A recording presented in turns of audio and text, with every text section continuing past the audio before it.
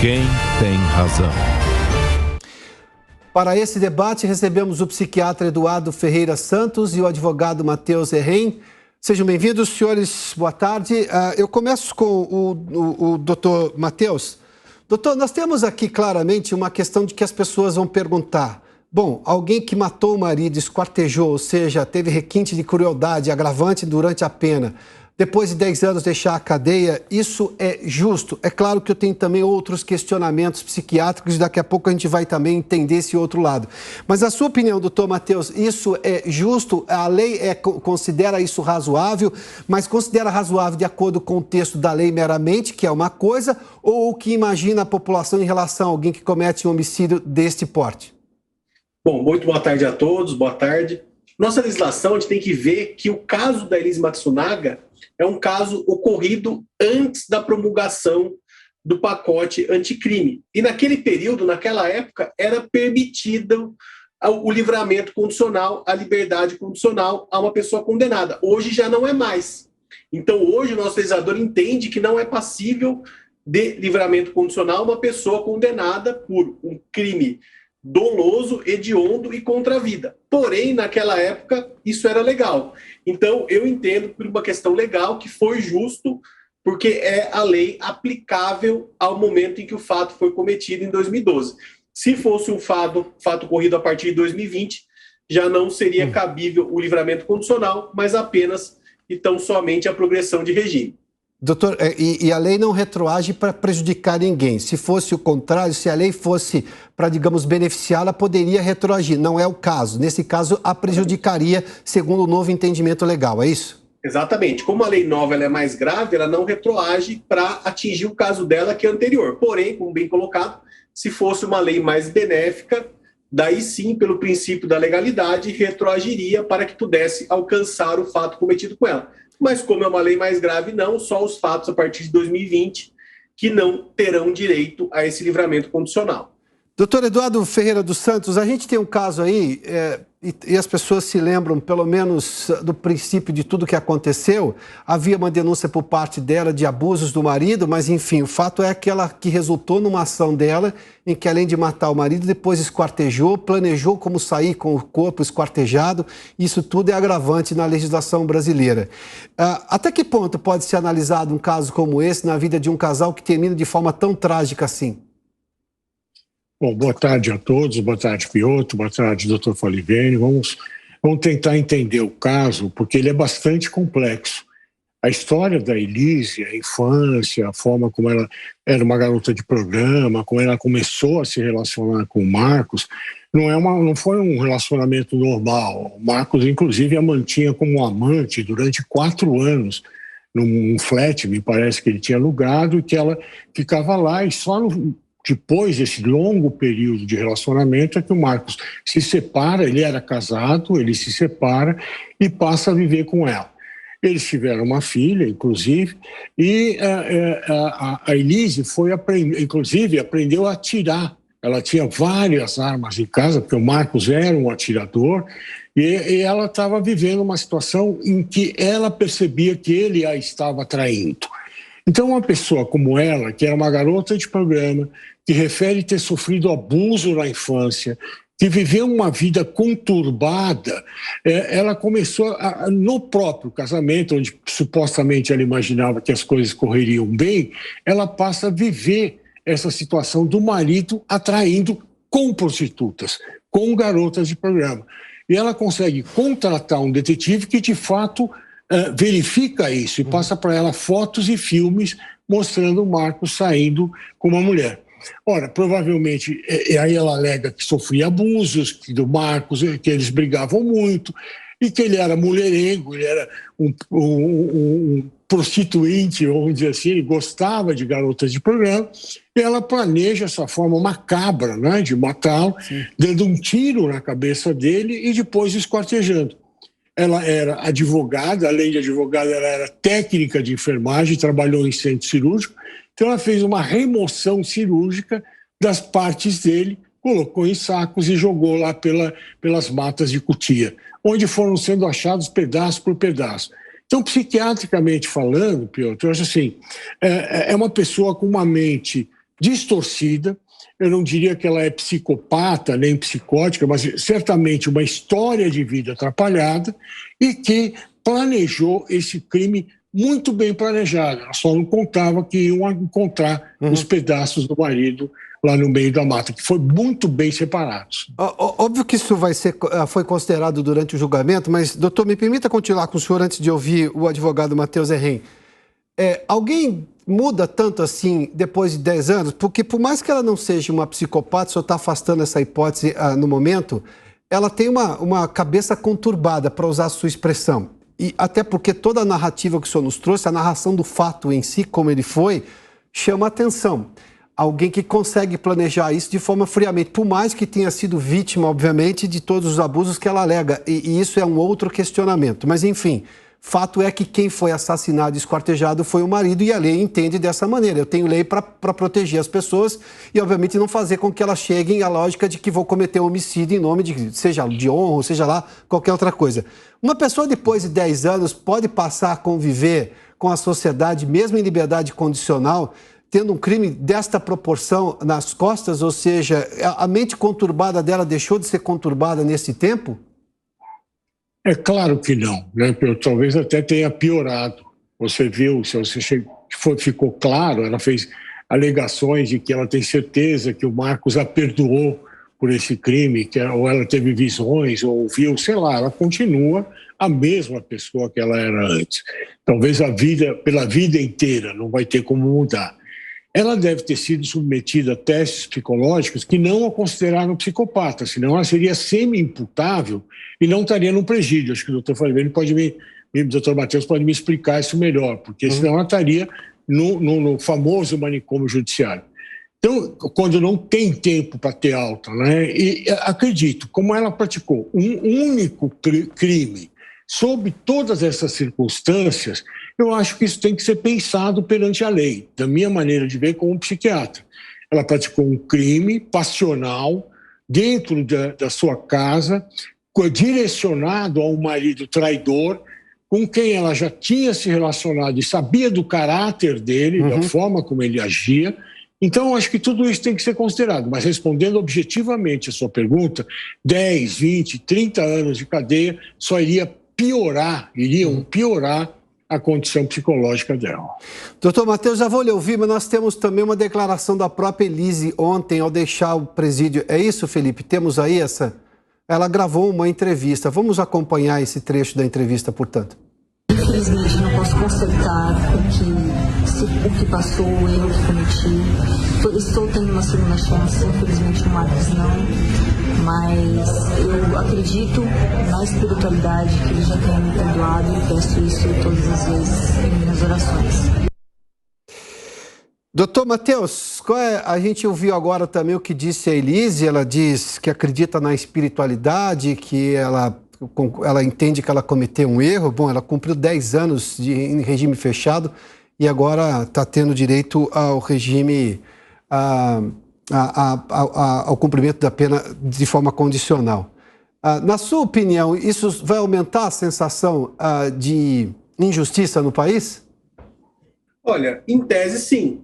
Porque quando a gente vê, como bem colocado pelo doutor Eduardo, é um crime grave, né? Um homicídio cometido dentro de casa, contra o marido. A pena dela já não foi muito alta, tá? Foi uma pena que é alta pelos padrões brasileiros, mas não é muito alta, uma pena de 16 anos, Sim. Porque o STJ diminuiu essa pena em recurso da defesa.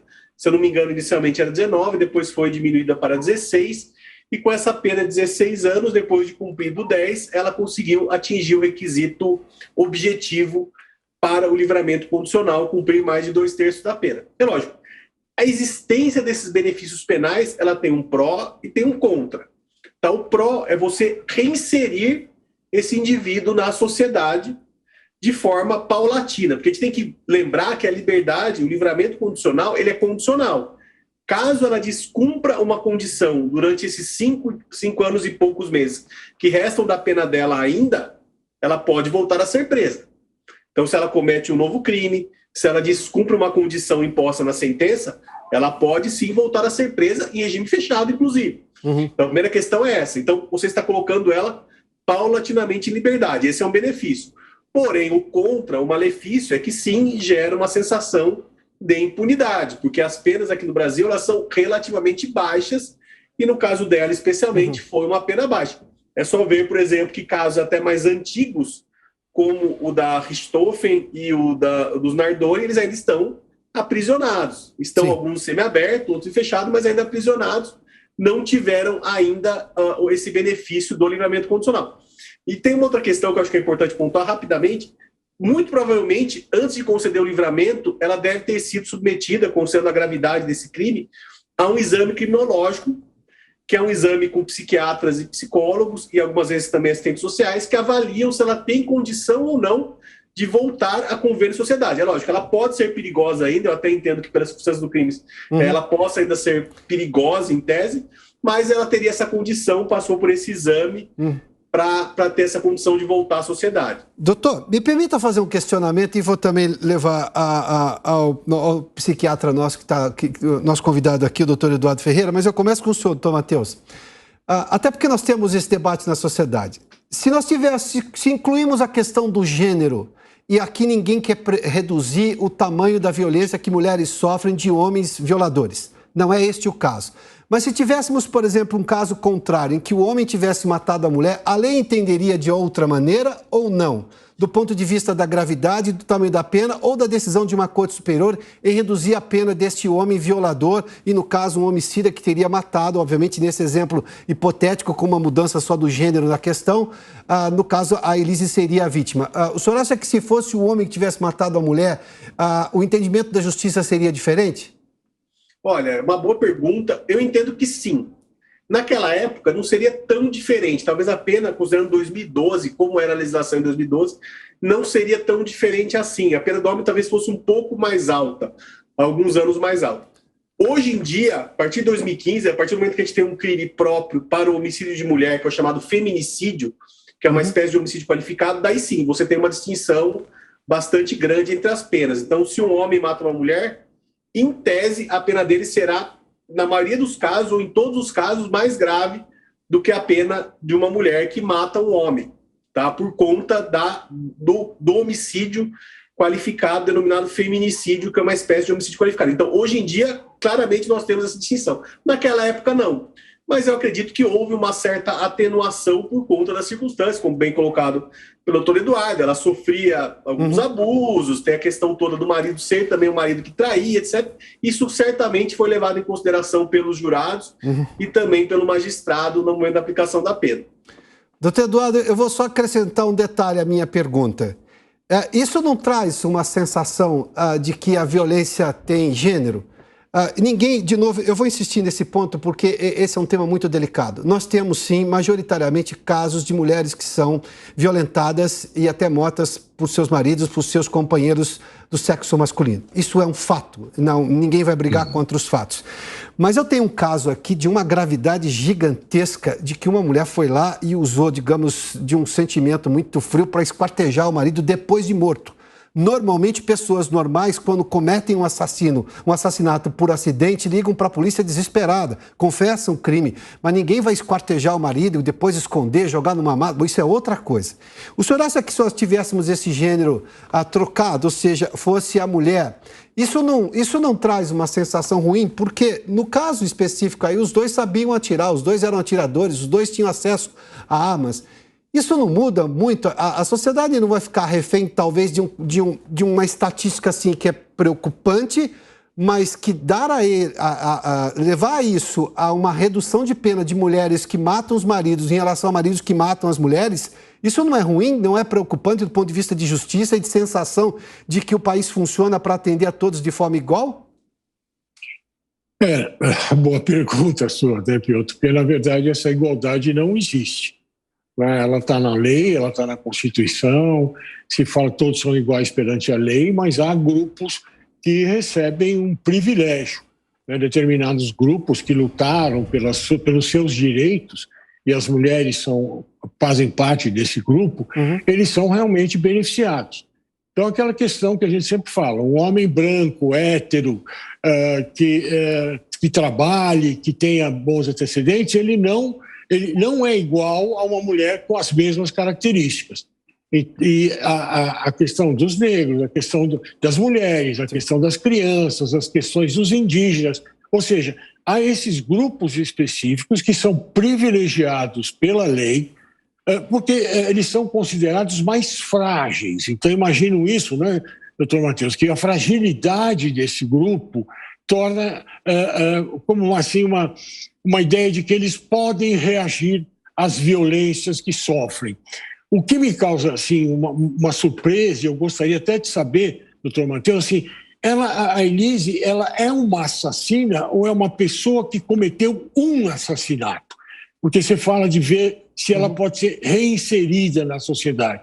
Ela vai sair matando outras pessoas? O Piotr me perguntou se 10 anos ela tinha mudado. Ela não vai sair matando todo mundo, né? Foi uma circunstância especial, particular, o que a caracteriza como um homicídio, óbvio, mas assim, ela é uma assassina ou ela cometeu um assassinato? Doutor, o senhor está dizendo que ela não tem um antecedente de pessoa que mata outras, ela tem um antecedente de uma cabeça, digamos, complicada, como o senhor disse, e que por acaso resultou num assassinato. É isso, doutor Matheus, por favor.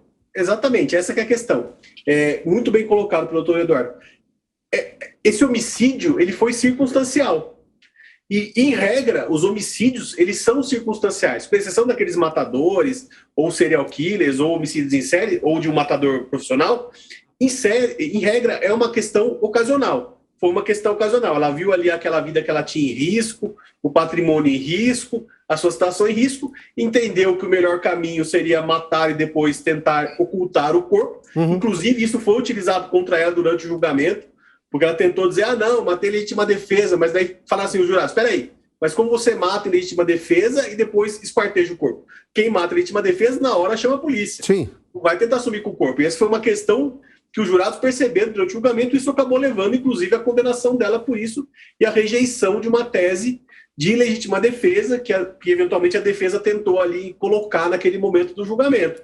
Porque o jurado percebeu, falou, não, peraí, esquartejou, escondeu o corpo, tentou dissimular toda a situação, mas eu não, assim, por mais que se possa considerar uma pessoa violenta, com má índole, provavelmente ela vai seguir com a vida dela e não vai cometer mais nenhum crime. Porque esse crime foi episódico, foi uma coisa que aconteceu, está no passado, ela foi condenada, cumpriu essa pena e agora vai viver a vida dela, e pode ser que, assim, existe uma grande possibilidade de que ela não cometa nenhum crime e siga a vida dela normalmente, como qualquer cidadão, por conta de ser um fato episódico. Doutor Matheus, muito obrigado pela gentileza da entrevista. O advogado Matheus Herrem e também o psiquiatra Eduardo Ferreira Santos. Senhores, muitíssimo obrigado pela participação nesse debate aqui. Boa tarde, hein?